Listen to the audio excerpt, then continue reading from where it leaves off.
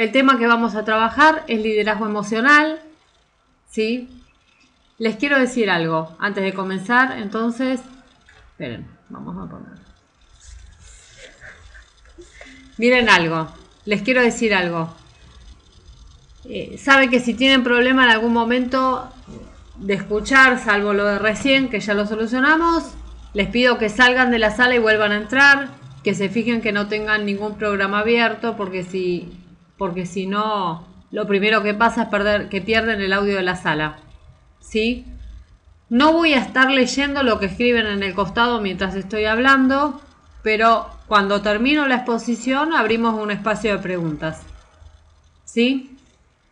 Bueno, el tema que vamos a trabajar entonces es liderazgo emocional, es cómo llevar las emociones de emociones tóxicas, lo que en líneas generales llamamos emociones negativas, cómo llevar esas emociones a emociones positivas, ¿sí?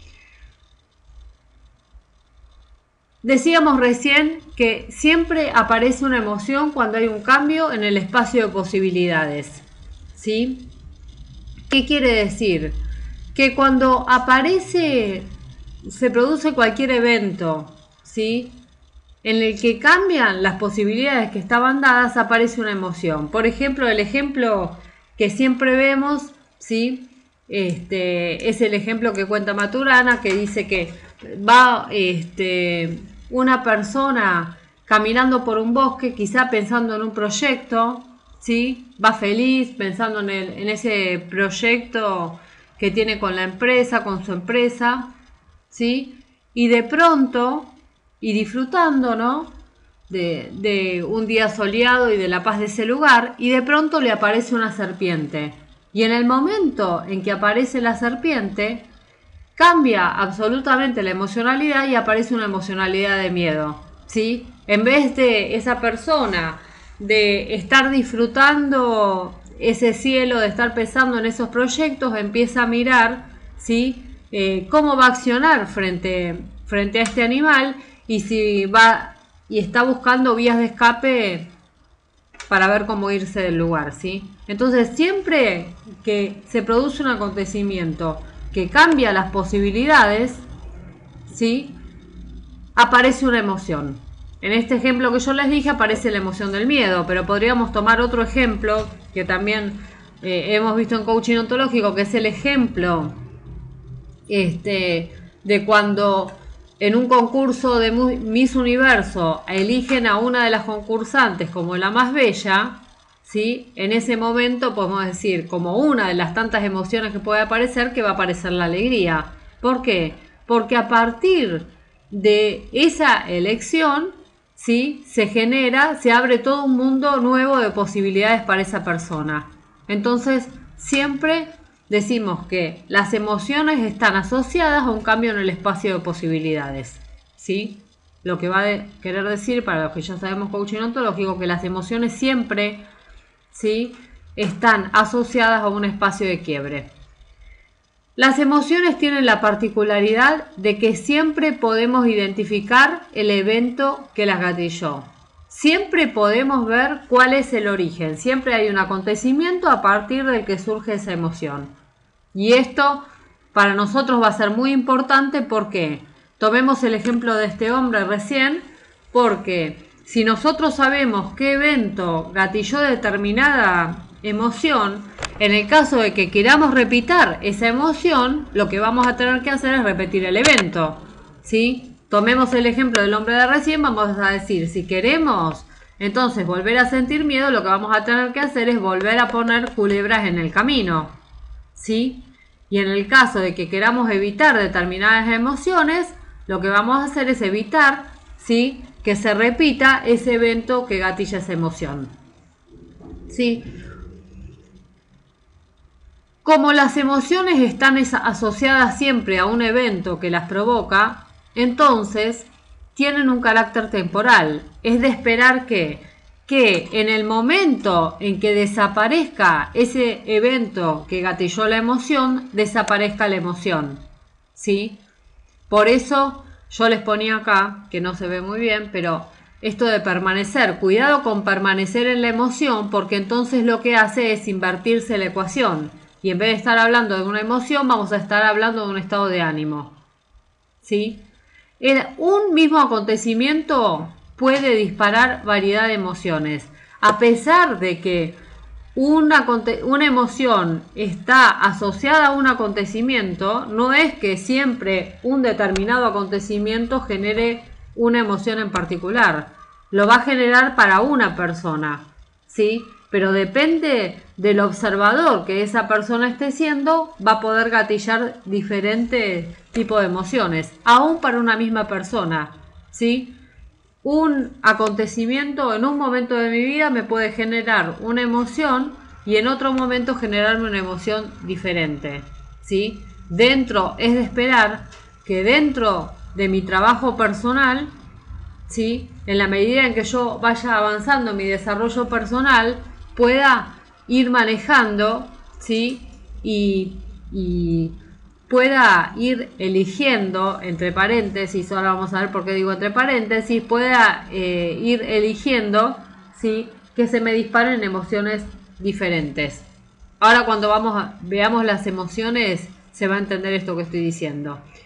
Y después otro punto importante a tener en cuenta es que las emociones son contagiosas, ¿sí? Por eso a veces estamos bien y quizá nos juntamos con alguien que no está en un buen estado emocional, ¿sí? Y como que nos termina bajando la energía y cambiando la emocionalidad que teníamos.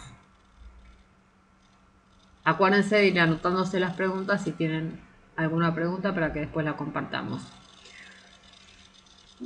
Para poder entender, ¿sí? Cómo cambiar las emociones y cómo manejarnos de forma inteligente con las emociones, basta, podría decir, ¿sí? Como un primer paso, tener en cuenta el círculo de preocupación y el círculo de influencia que hemos visto todos de la mano de Stephen Covey, ¿sí? ¿Por qué? En primer lugar, porque cuando hablamos de proactividad, hablamos de priorizar los valores, ¿sí? Acuérdense que cuando hablamos de valores, en este punto en particular, no estamos hablando de valores morales, aunque sí pueden estar incluidos, sino estamos hablando de lo que tiene valor para mí. Y en la medida en que mi bienestar, ¿sí? Para mí sea un valor, ¿está bien? Entonces me va a ser más fácil poder elegir, ¿sí? Cómo reaccionar frente a determinado acontecimiento, ¿sí? Y particularmente, miren, ahora vamos a ver cómo trabajar con cada emoción, pero particularmente con las lecturas que hago. En líneas generales, las personas que suelen así estar embargados, ¿sí? En forma bastante frecuente de emociones negativas son personas que hacen lecturas bastante tóxicas de las cosas que van pasando, ¿sí? Ustedes acuérdense, la emoción, como les decía antes, ningún acontecimiento dispara una emoción en particular. La dispara porque yo hago una lectura en particular, ¿sí? Entonces, en tanto yo tenga capacidad de revisar y de fijarme si estoy teniendo lecturas tóxicas, tengo capacidad de revisar ese observador que estoy siendo y esas lecturas que estoy haciendo, ¿sí? Entonces voy a poder poner mi bienestar en primer lugar, ¿sí? No, podría sonar en primera instancia que yo estoy diciendo, ¿cómo les puedo decir? Como algo muy voluntarista, ¿no? Parecería que estoy diciendo que puedo elegir las emociones, pero en líneas generales las personas que suelen tener emociones negativas bastante frecuentes tienen una lectura bastante particular que se repite, ¿sí? Entonces ese es un espacio de trabajo. Y en la medida en que de que esa persona tenga capacidad de priorizar su bienestar como un valor, por ejemplo, podría ser uno de los tantos que podría aparecer, entonces va a poder trabajar sobre esas lecturas que está haciendo, ¿sí?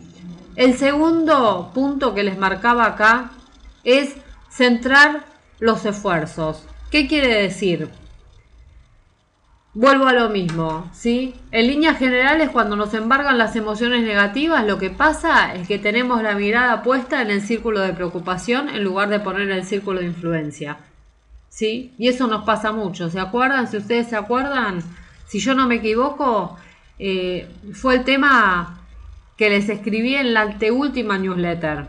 ¿Sí? En la newsletter les contaba los caminos del enojo, creo los caminos equivocados del enojo o algo así. Bueno, cuando tomamos esos caminos así equivocados del enojo, lo que hacemos es centrar nuestra energía y nuestra atención en el círculo de preocupación. Entonces me quedo enganchado, por ejemplo, en el tema del enojo, lo que hago es me quedo enganchado con lo que el otro no hizo, o me quedo enganchado con lo que la otra persona hizo mal, ¿sí? Y entonces me quedo ahí, encerrado en el enojo, en vez de poder centrar mi energía en el círculo de influencia.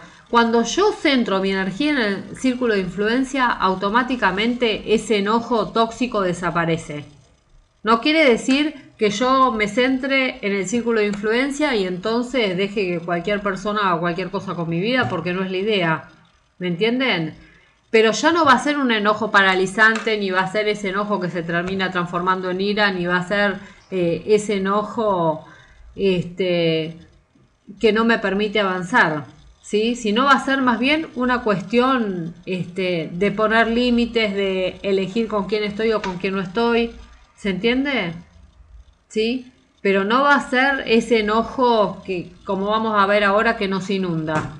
En líneas generales, cuando pasa eso y se sostiene, el tema es cuando se sostiene, es porque estamos centrados en el círculo de preocupación. En vez de mirar qué podemos hacer nosotros para salvar la situación, ahora lo van a entender más cuando hable del enojo, ¿sí? Me quedo enganchado con lo que el otro hizo, dándole poder a la otra persona.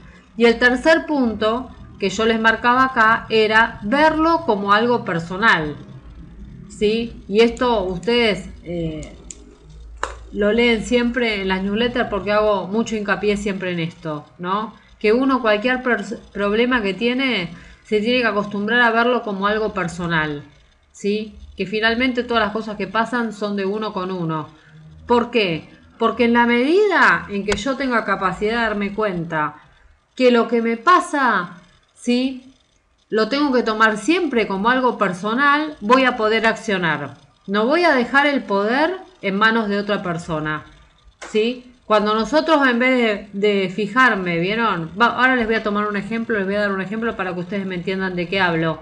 Cuando nosotros, en vez de mirar lo que nos está pasando como un espacio personal de trabajo, nos quedamos enganchados diciendo, bueno, pero este tipo es un jodido, pero mirá lo que me hizo, o sea, finalmente no hacemos nada, ¿sí?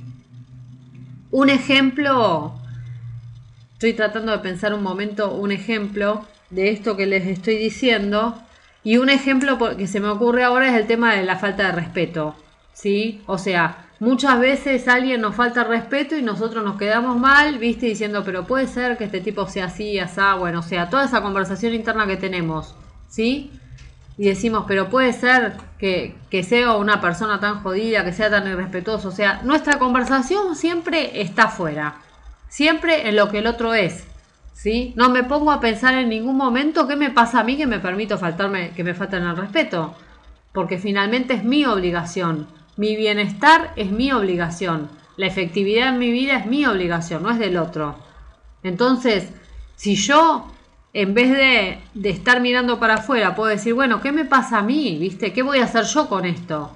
¿Entendés? ¿A dónde fui partícipe de esto que me pasó? Entonces, si yo puedo hacer eso desde un buen lugar, no estoy hablando de darme con un látigo, pero estoy hablando desde un buen lugar, pero de un lugar de responsabilidad, entonces no me voy a quedar anclado en la emoción, porque eso es lo que pasa generalmente, ¿sí? Nos quedamos anclados en las emociones negativas, mirando para afuera, poniendo así, buscando la culpa en vez de buscar la solución.